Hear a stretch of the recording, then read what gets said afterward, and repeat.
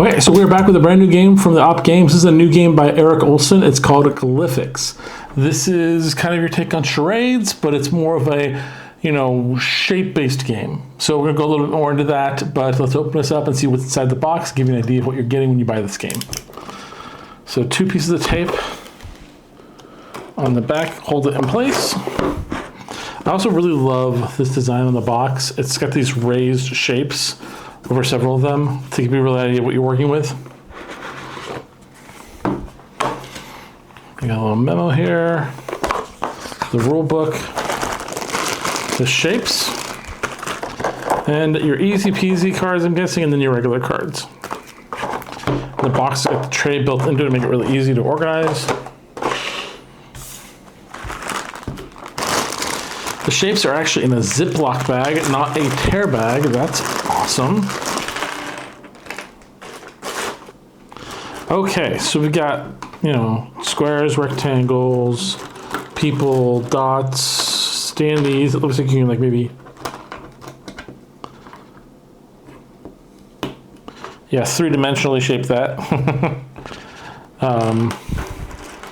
Circles, straight lines, triangles, hoops. Lots of zigzags, bigger people, so you can have children and adults. Several little things to work with. All in all, a good little pile. Okay, so when playing the game, you do have 2 sets of cards to go from. There's a lot more of the regular cards and a lot less of the easy peasy cards. But players get to choose which card they want to pull from. They only get to pull 1 card each game. And the reason being is that your phrases are going to be all used from that 1 card throughout the entire game. Another game, you'll have a different card entirely. You don't show anyone else your card. And on top of the cards, you'll see here, you have nouns, verbs, and phrases. While the easy peasy card only has nouns and verbs. Now, with a noun and a verb, you have easier choices on this one, but you don't get the phrase. The phrase is a lot more difficult in your play, but it is worth 2 points where nouns and verbs are only worth 1 point. Hypothetically speaking, you on your turn will get to choose 1 to go with. Let's go with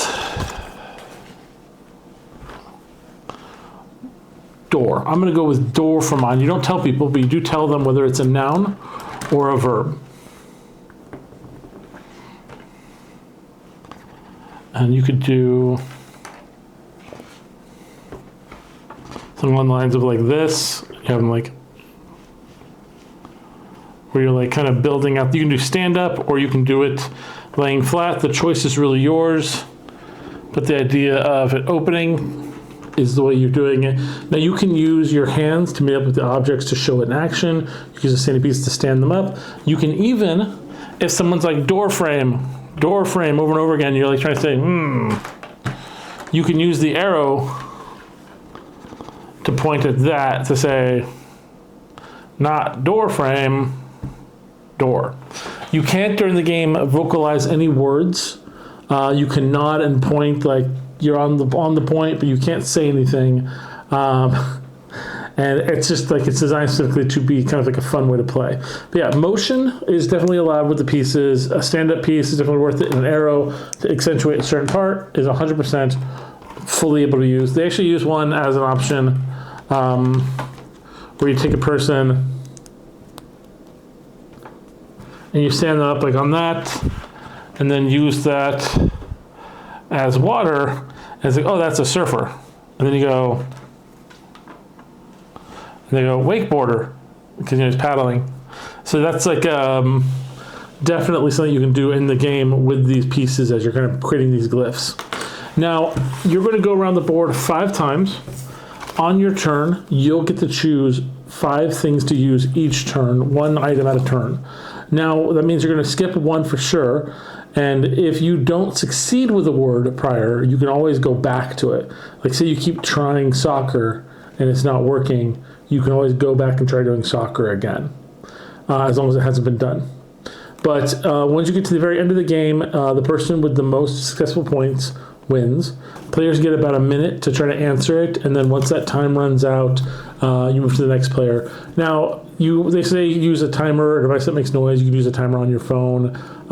You can also keep track of the gameplay on your phone. It doesn't come with the notepads or pens or anything to keep track of it, so you might want to keep a piece of paper in there with it just to keep track of score throughout the gameplay when someone does something successful. But it's just a really kind of fun take on charades that's very token based as opposed to like physical action based.